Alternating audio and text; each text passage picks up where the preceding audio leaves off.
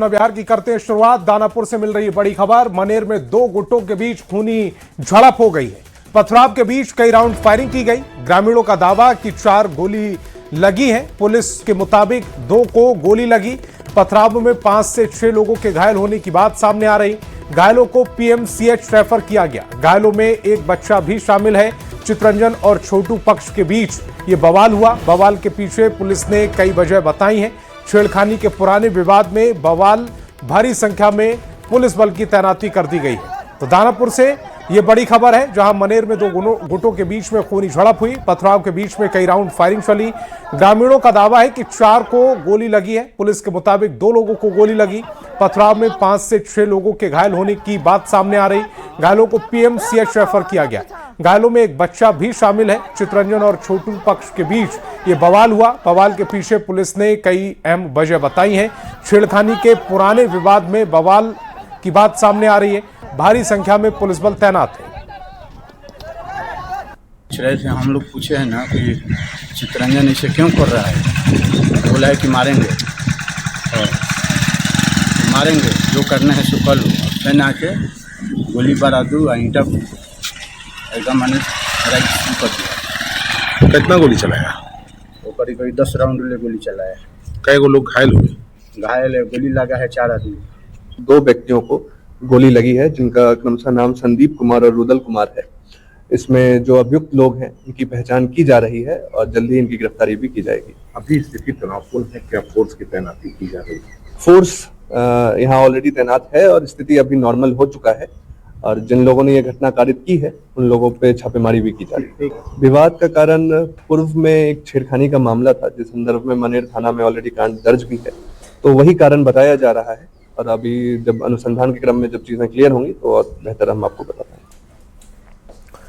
बड़ी खबर कटिहार से है, जहां कदवा थाना क्षेत्र से शादी का झांसा देकर नाबालिग से दुष्कर्म का मामला सामने आया।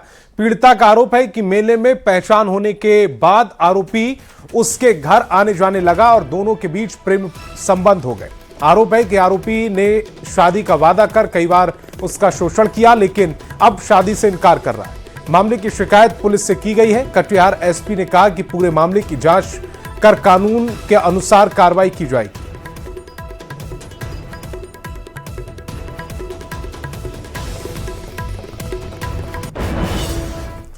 और मोतिहारी से बड़ी खबर मिल रही है। हथियार तस्करों के खिलाफ एक्शन हुआ है। चकिया मेहसी में छापेमारी की जा रही है। फेनहारा के मड़प्पा मोहन में छापा मारा गया है। हथियार बनाने का सामान बरामद किया गया है। भारी संख्या में खाली कारतूस मिले हैं। जिला पुलिस और DIU की यह कार्रवाई।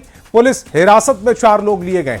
तो मोतिहारी से बड़ी खबर है, जहां हथियार तस्करों के खिलाफ यह एक्शन हुआ है। चकिया मेहसी में छापेमारी की गई। फेनहारा के मड़प्पा मोहन में छापा मारा गया। हथियार बनाने का सामान बरामद हुआ है। भारी संख्या में खाली कारतूस मिले हैं। जिला पुलिस और DIU की यह कार्रवाई। पुलिस हिरासत में 4 लोग। जो है एक कारतूस फैक्ट्री का उद्भेदन हुआ है और करीब 4 लोग जो हिरासत में लिए गए और जगह जगहों पे रेड की गई पूछताछ के आधार पर और करीब 600 से भी ज़्यादा जो है निर्मित और अर्धनिर्मित बुलेट्स मिले हैं पुलिस को। इसके अलावा जो गन पाउडर, ऐसी कई तरह के केमिकल्स, एसिड्स और इक्विपमेंट जो है लेड मशीन इत्यादि जो है वो बरामद किए गए हैं। और इन अपराधियों का पूर्व में भी आपराधिक इतिहास रहा है। इसका जो मुख्य सरगना है जो बुलेट्स का निर्माण करता था।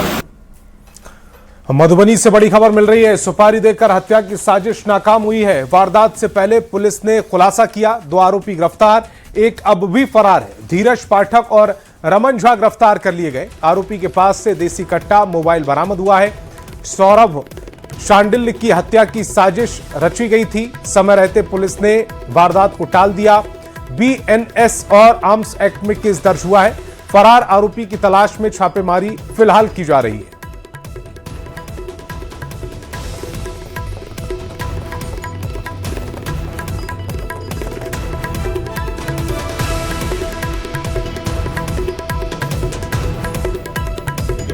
गश्ती का टीम था, वो नवीन कुमार उसको जलसैन दुर्गा मंदिर के आसपास गया तो व्यक्ति जो संदिग्ध स्थिति में थे, जिसका सूचना पहले आपको बताए, उसमें से धीरज पाठक उस नेटवर्क को पकड़ लिया। एक व्यक्ति अंधेरे का फायदा उठा करके भाग गया। पूछताछ के क्रम में पता चला कि उस व्यक्ति का नाम था गंगई कामत।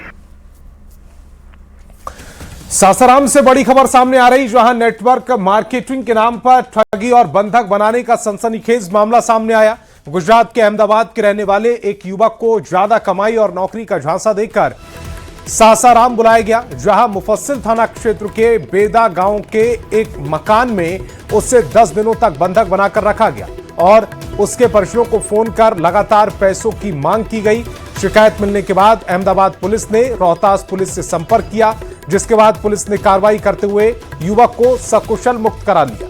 मामले में सहरसा निवासी एक आरोपी को गिरफ्तार किया गया है, जबकि एक महिला समेत 2 अन्य लोगों की तलाश की जा रही है।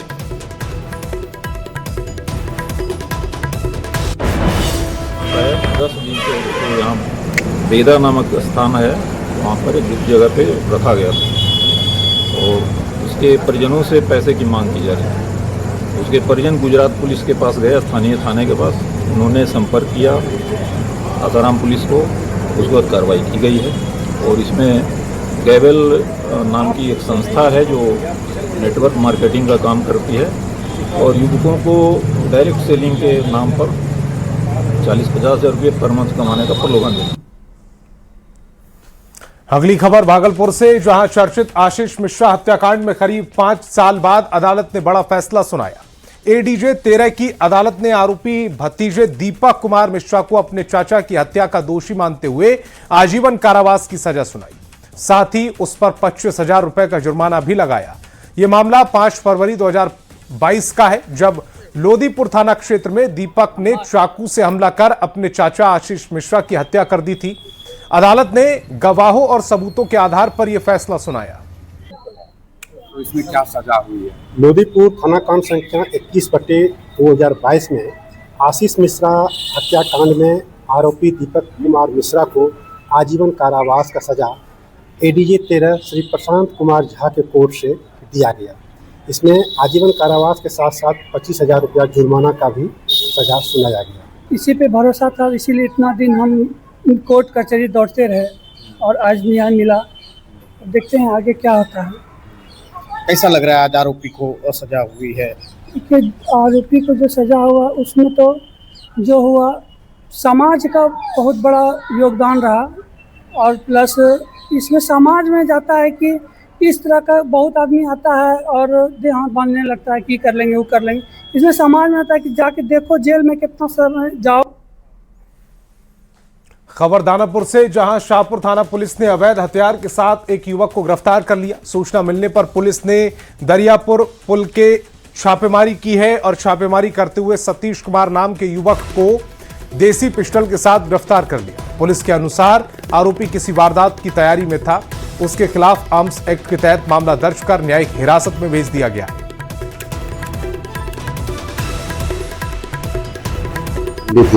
एक व्यक्ति के द्वारा हथियार रखा गया है, उसे कोई अपनी घटना कारित किया जा सकता है। उसी के आलोक में वरीय पदाधिकारी के निर्देशानुसार थानाध्यक्ष के नेतृत्व में एक टीम की गठन की गई, जिसमें एक व्यक्ति को गिरफ्तार किया गया जिसका नाम सतीश कुमार है, दरियापुर का रहने वाला है, जिसके पास एक देसी पिस्टल बरामद हुई है।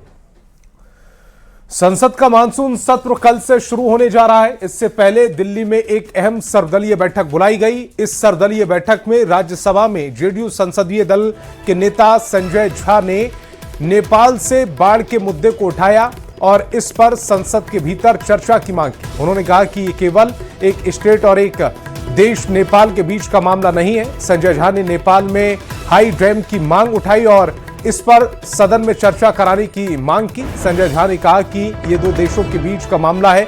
सूत्रों के मुताबिक इस पर एलजेपी आरबी के सांसद अरुण भारती और आरजेडी संसदीय दल के नेता अभय कुशवाहा ने भी संजय झा का समर्थन किया।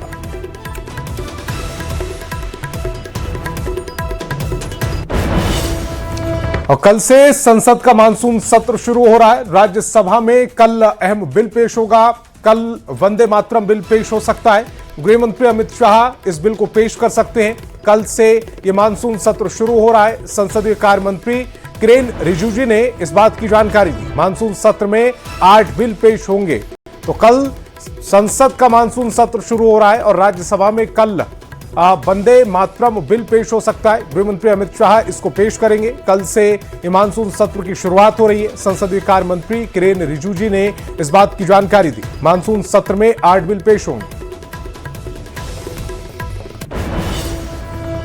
पंजाब चुनाव को लेकर केंद्रीय मंत्री चिराग पासवान ने बयान दिया। उन्होंने कहा कि एलजेपी रामविलास पंजाब विधानसभा चुनाव में मजबूती से चुनाव लड़ेगी। उन्होंने कहा कि चुनावी अभियान की औपचारिक शुरुआत से पहले वह स्वर्ण मंदिर में माथा टेकेंगे। इसके बाद पार्टी पंजाब की सभी सीटों पर अपनी चुनावी तैयारियों को तेज करेगी और मजबूती के साथ चुनाव मैदान में उतरने वाली है। का विजिट मेरा लोक जनशक्ति पार्टी रामविलास पंजाब विधानसभा के चुनाव में भी अपनी मजबूत उपस्थिति दर्ज कराना चाहती है। आज मैं विधानसभा चुनाव की औपचारिक शुरुआत से पहले मैं मेरी मां के साथ सबसे पहले हम लोग गोल्डन टेम्पल में माथा टेक कर आशीर्वाद लेकर वहां से हम लोग इसकी शुरुआत करेंगे और धीरे धीरे संगठन को मजबूत करते हुए पूरे पंजाब में तमाम विधानसभा सीटों पर लोक जनशक्ति पार्टी रामविलास चुनावी दृष्टि से अपनी तैयारी पूरी कर। और केंद्रीय मंत्री चिराग पासवान ने अमृतसर में जलियांवाला बाग का दौरा किया है, जहां उन्होंने देश की आजादी के जान गंवाने वाले शहीदों को श्रद्धांजलि दी। इस मौके पर चिराग पासवान ने कहा कि एक बार यहां पर भारतीयों को आना चाहिए और आत्ममंथन करना चाहिए कि जब लोग अराजकता फैलाते हैं तो उन्हें इन शहीदों को याद करना चाहिए। वे लोग किन परिस्थितियों में हमारे भविष्य के लिए खड़े थे। यहाँ आकर कई बार दिल में ये सवाल कौंधते हैं, क्या हम ईमानदारी से उनके इस बलिदान का सम्मान कर पाते हैं या नहीं। मुझे लगता है हर भारतीय को एक बार यहाँ आकर आत्ममंथन करने की जरूरत है। जब हम छोटे छोटे वाद विवाद में उलझ जाते हैं, जात पात धर्म मजहब में उलझ जाते हैं, छोटी छोटी चीजों पे लड़ाई बहस झगड़ा ना जाने कैसी अराजकता फैला देते हैं, उस वक्त हमें याद करना चाहिए कि किनके लिए वो लोग यहाँ पे खड़े थे।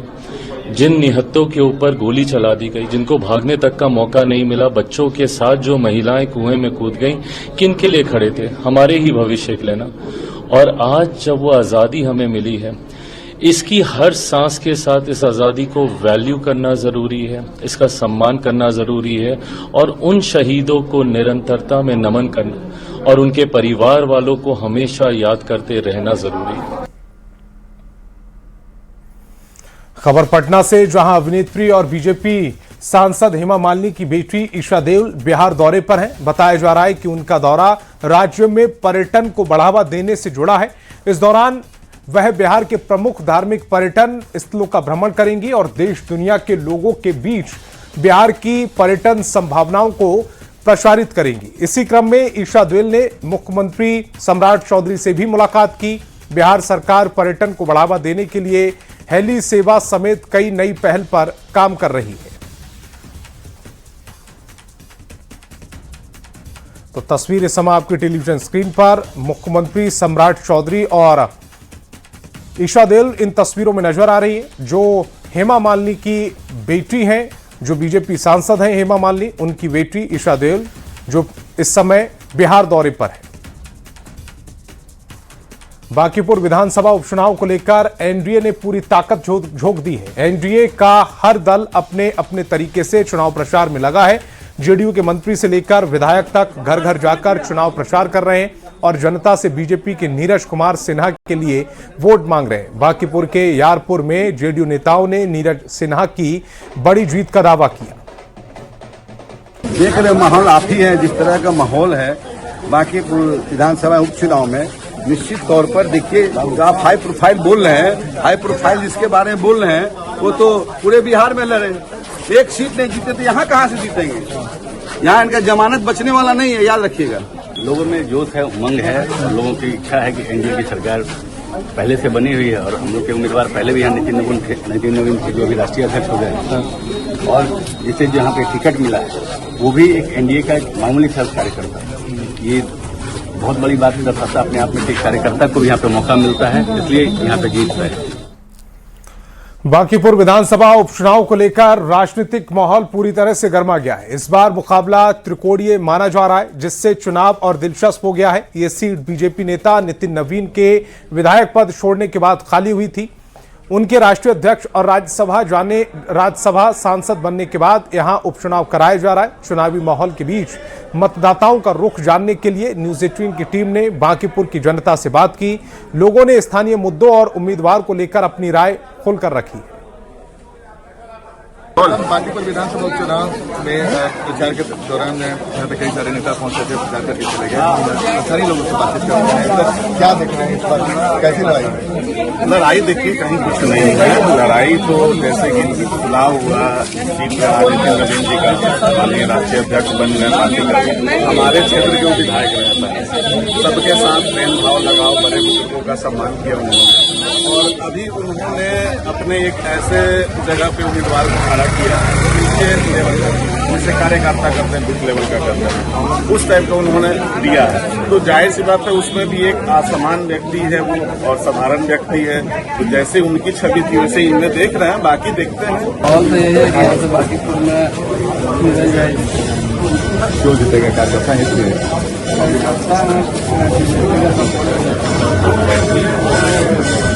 कुछ नहीं है। बीजेपी के सामने खास करके यहाँ पर कोई नहीं है बांकीपुर में, जब भी जीतेगा इसलिए कि शुरू से ही उसका काम किया हुआ, यहाँ सभी काम किया हुआ है। आप देखिए नाला का देखिए, तो रोड का स्थिति देख लीजिए। विकास एजेंडा है नितिन नवीन सरकार इतना किया हुआ है कि कोई रोक नहीं सकता। बिल्कुल। क्या नाम है सर आपका? हमारा मोतीलाल। क्या देख रहे हैं मोतीलाल जी? यहाँ विकास का गंगा चारों है, रोड हो, नल हो, कल हो, सब कुछ में विकास ही विकास है। जहाँ एनडीए पूरा देश का विकास कर रहा है, बिहार में जो नीतीश कुमार ने विकास की लकीर खींच के रखा है, उसको उन्होंने सम्राट चौधरी बढ़ाने का काम कर रहा है। तो हम विकास ही तो दिखाई दे रहा है यहाँ पर। लड़ाई सही और हम लोग 51,000 से ऊपर कितना जा रहा है, कोई लड़ाई लड़ रहा है। खबर जमुई से, जहां जिले के बनने के 35 साल बीत जाने के बाद भी सदर प्रखंड के लखनपुर गांव के लोगों को अपने पते पर मजबूरन लखीसराय जिले का पिन कोड लिखना पड़ रहा है।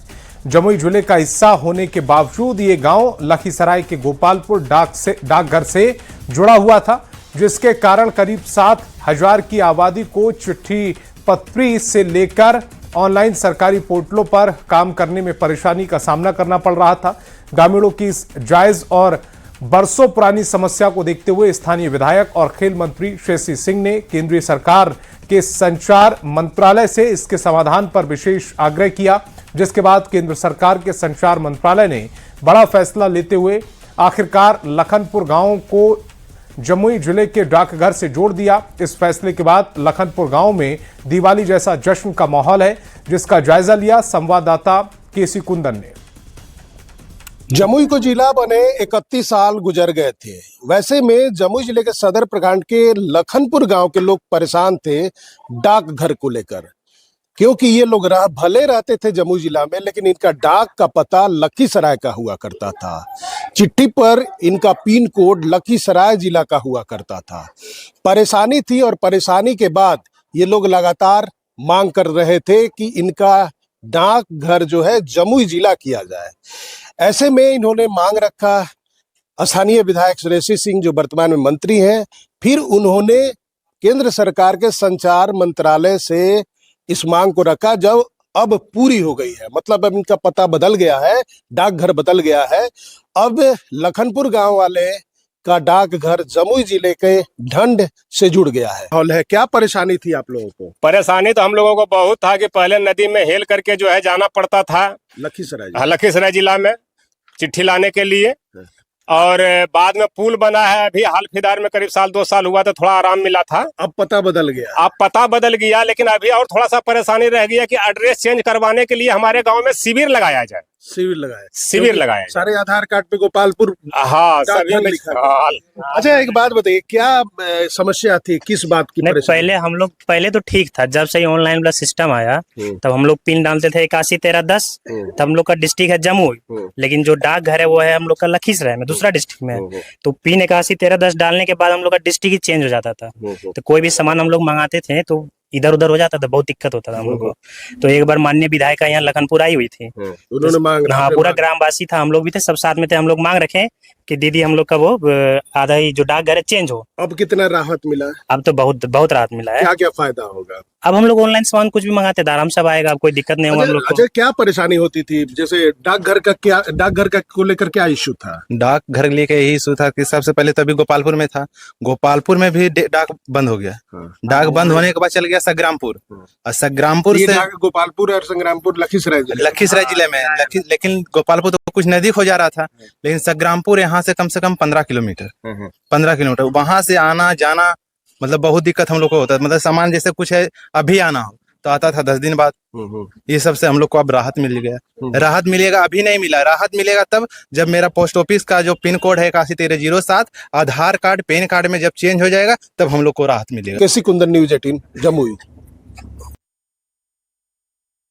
से जहां जिले की जिम्मेदारियों के साथ साथ वैशाली की डीएम वर्षा सिंह बच्चों का भविष्य संवारने में जुटी हुई। हर शनिवार समाहरणालय में डीएम कलेक्ट्रेट दीदी की क्लास लगती है, जहां सरकारी स्कूलों के छात्र छात्राएं शामिल होते हैं। इस दौरान डीएम बच्चों के सवालों के जवाब देती हैं, उनकी पढ़ाई से जुड़ी शंकाएं दूर करती हैं और उन्हें प्रतियोगी परीक्षा जीवन में आगे बढ़ने के लिए प्रेरित करती हैं। उनकी इस पहल की जिले में सराहना हो रही है। यहाँ के बारे में पता चला कि कलेक्टर दीदी ये कार्यक्रम बहुत अच्छा है। लोग कहते थे कि कलेक्टर मतलब कि इसका जो ओहदा होता है वो बहुत बड़ा होता है, बहुत डर भी लगता था, लेकिन एक्चुअल में पता चला कि हमारी जो कलेक्टर दीदी है वो बहुत अच्छी भी है, प्यारी भी है और सारा चीज़ इतनी अच्छे से सब बच्चों की बातों को सुनती है, समझती है और हमारे लिए इतने अच्छे से काम कर रही है। तो हमको तो बहुत अच्छी लगी। एक ऐसे ही मतलब अधिकारी की ज़रूरत है बिहार में। कलेक्टर दीदी के प्रोग्राम में आई थी, जिसमें अपने कैरियर को लेके जो भी सवाल है, जो भी डाउट है, वो कलेक्टर साहिबा वर्षा सिंह जी हमारे डाउटों को क्लियर करती है और हमें अपने जीवन में सक्सेसफुल बनने में हमारी मदद करती है। जैसे उन्होंने अभी हमारे डाउट को क्लियर किया कि अगर मुझे जैसे मेरा नाम राजप्रिया है, मेरा ड्रीम है, मेरा गोल है कि मैं एक IAS ऑफिसर बनूं और इसके लिए मुझे जो भी डाउट था मैंने उनसे पूछा। देखिए कलेक्टर दीदी लगातार हम लोग चला रहे हैं, जिसमें सभी हाई स्कूल के बच्चों को अलग अलग स्कूल से बुलाया जा रहा है और एक्सपोजर दिया जा रहा है अपने करियर में वो आगे क्या करना चाहते हैं, विभिन्न प्रकार के जो ऑप्शंस अवेलेबल है उससे संबंधित, और वो अपने मन की भी जिज्ञासाएं इसमें पूछते हैं, जो समस्याएं उनको आ रही है, कठिनाई आ रही है पढ़ाई में, चाहे घर से कोई दबाव हो या स्कूल का वातावरण कैसा है, बहुत सारे उनके इसमें फीडबैक आते हैं, उनकी जो शंकाएं हैं उसको दूर किया जाता है।